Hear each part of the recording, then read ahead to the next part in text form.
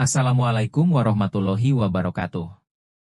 Segala puji dan syukur bagi Allah Subhanahu wa Ta'ala semata, yang Maha Hayyu lagi Maha Qayyum, yang tidak pernah terkena kantuk apalagi tidur. Sungguh, tidaklah berat baginya mengurusi alam semesta beserta isinya.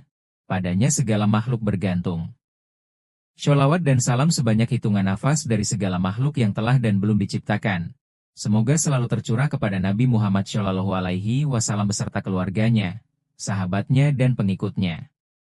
Dengan wasilah beliau semoga Allah selalu memberikan kita kemakmuran, kemuliaan, kesejahteraan, kebahagiaan dunia dan akhirat. Hai viewers, subscribers, komentator dan share band Madian Channel. Ayo kita lanjutkan video bahasan kita. Bagaimana pendapatmu?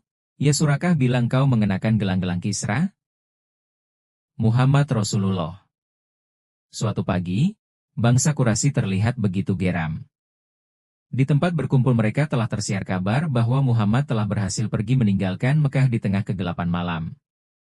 Para pembesar Quraisy tidak mampu untuk mempercayai hal ini.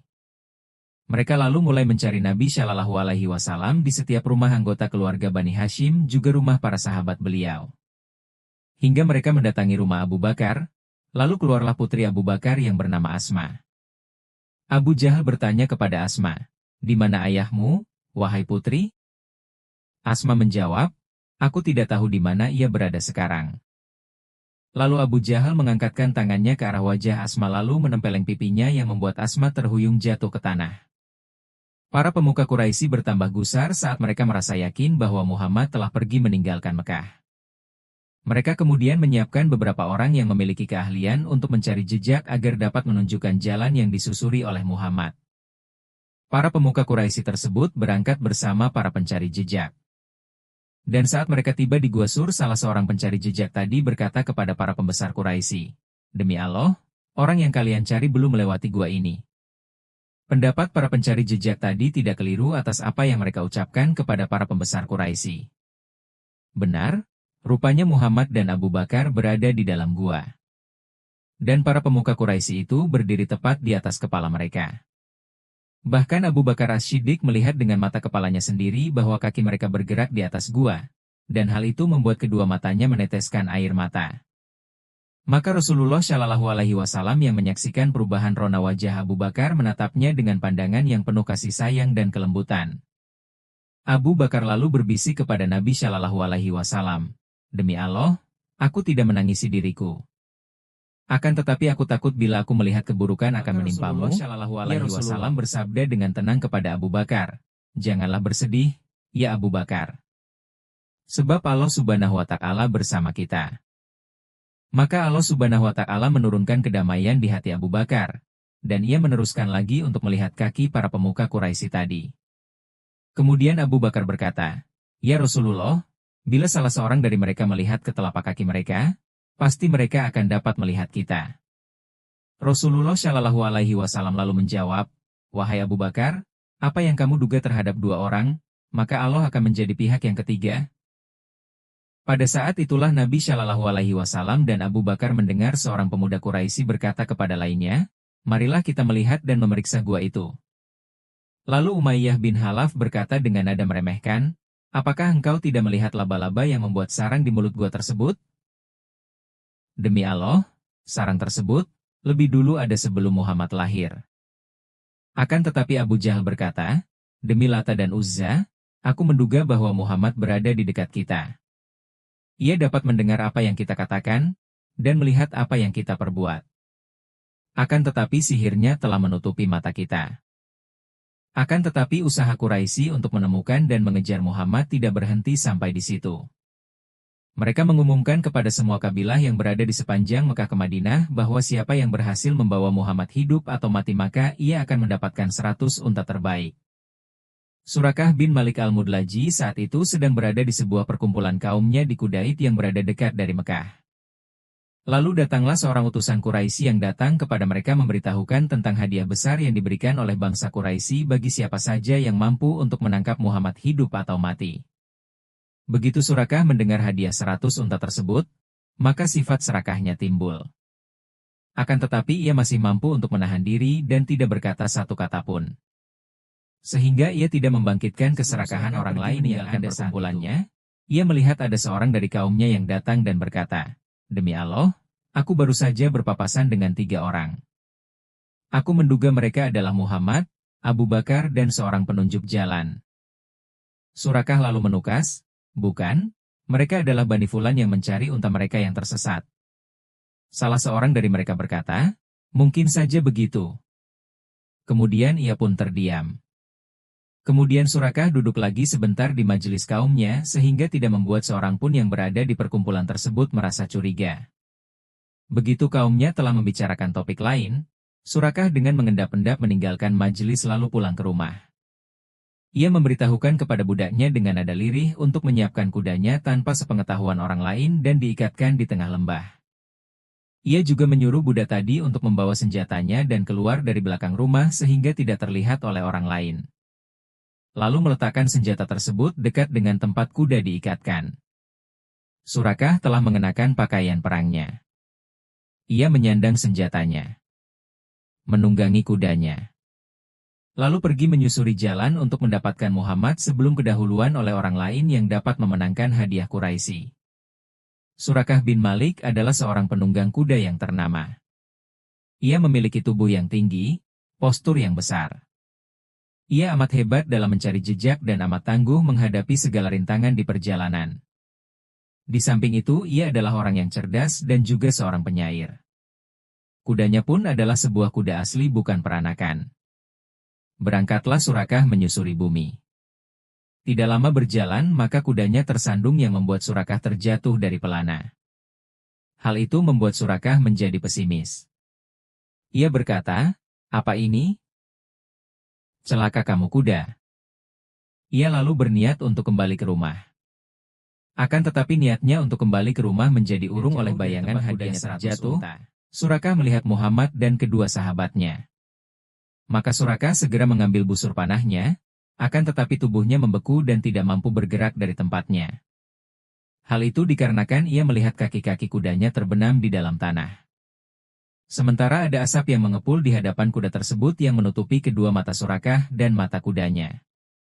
Surakah mencoba untuk mendorong kuda tersebut, akan tetapi rupanya ia telah tertancap di tanah seolah telah terpantek dengan sebuah paku besar dari besi. Maka Surakah segera melihat ke arah Rasulullah dan sahabatnya, lalu ia berteriak sekuat mungkin, "Hei, tolonglah kalian berdoa kepada Tuhan kalian untuk melepaskan kaki kudaku.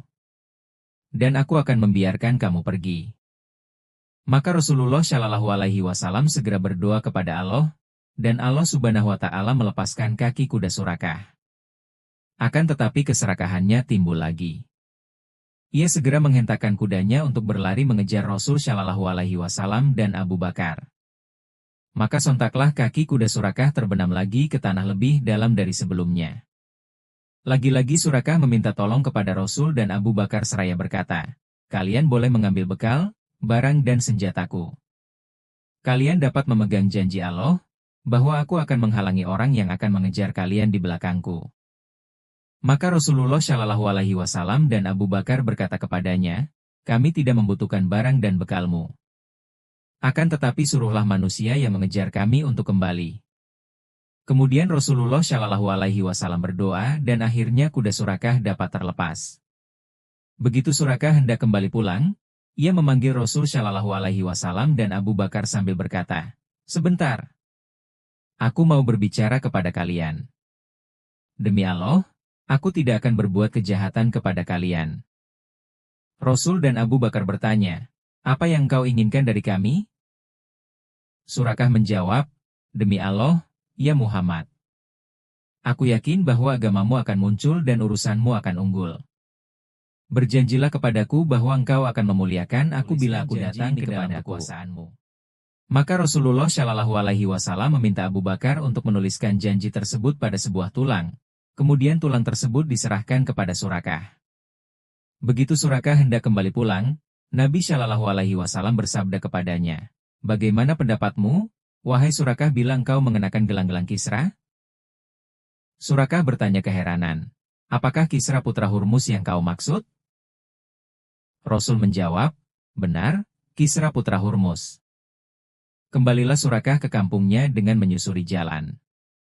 ia mendapati banyak orang yang sedang mencari-cari Rasulullah Shallallahu Alaihi Wasallam. Ia pun berkata kepada mereka, "Aku telah mencarinya di seluruh penjuru bumi jengkal demi jengkal. Kalian sudah tahu akan kemampuanku dalam mencari jejak."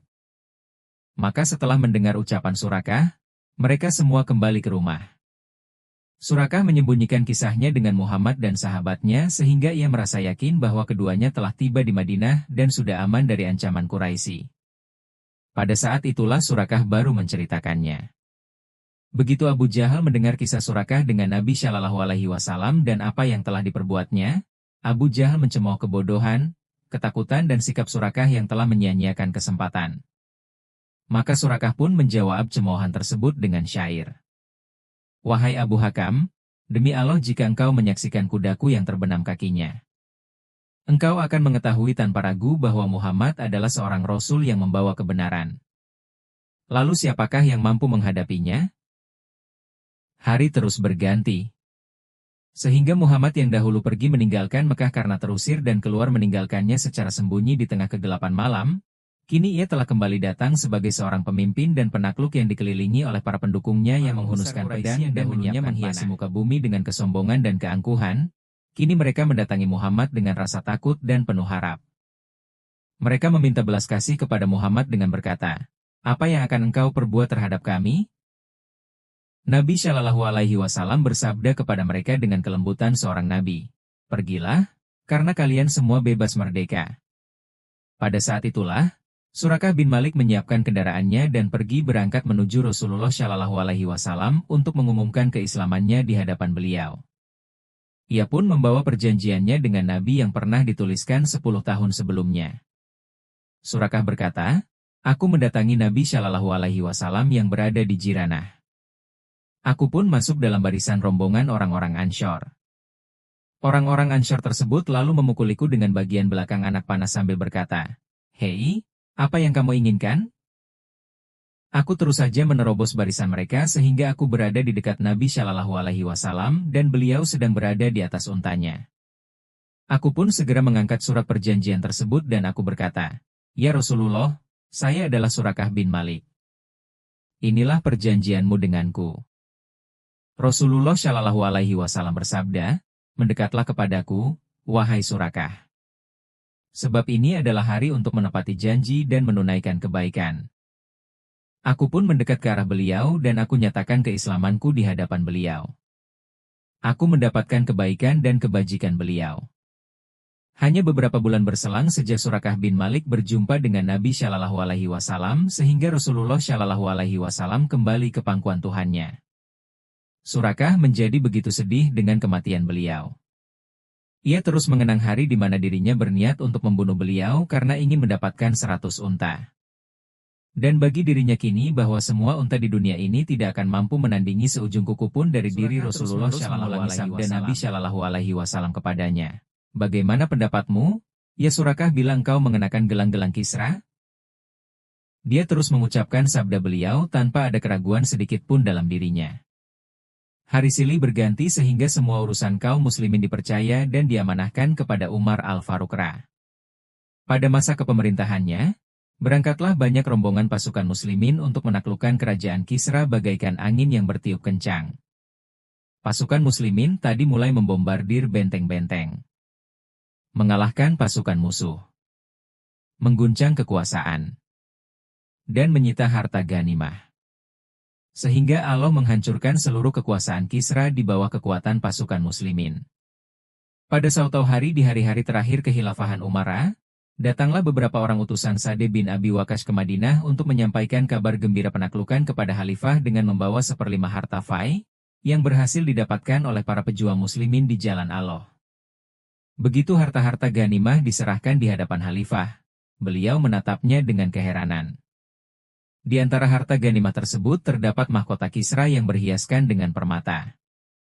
Juga ada pakaiannya yang dijahit dengan benang emas, kalung yang dipenuhi dengan berlian, dan 2 gelang miliknya yang tidak pernah dilihat oleh mata manusia sebelumnya. Dan banyak lagi perhiasan milik Kisra yang tidak dapat yang berharga tersebut dengan tongkat yang ada di tangannya. Kemudian ia menoleh ke arah orang-orang di sekelilingnya sambil berkata, Ada sekelompok orang yang memberikan harta ini kepada para pemimpinnya. Ali bin Abi Thalib yang kebetulan hadir pada saat itu berkata, hal itu terjadi karena engkau mampu menahan kehormatan diri, maka para rakyatmu pun juga mampu menahan diri mereka, ya Amirul Mukminin. Kalau kau suka memakan harta, mereka pun juga akan suka memakan harta sepertimu. Pada saat itulah Umar Al-Faruq memanggil Surakah bin Malik lalu memakaikan kepadanya pakaian dan celana Kisra. Ia juga memakaikan kepada Surakah sepatu milik Kisra. Ia menyandangkan ke tubuh Surakah pedang dan sabuknya. Umar meletakkan di atas kepala Surakah mahkota milik Kisra. Dan Umar juga memakaikan ke tubuh Surakah 2 gelang milik Kisra. Benar, 2 gelang milik Kisra. Pada saat itulah kaum muslimin berseru, Allahu Akbar! Allahu Akbar!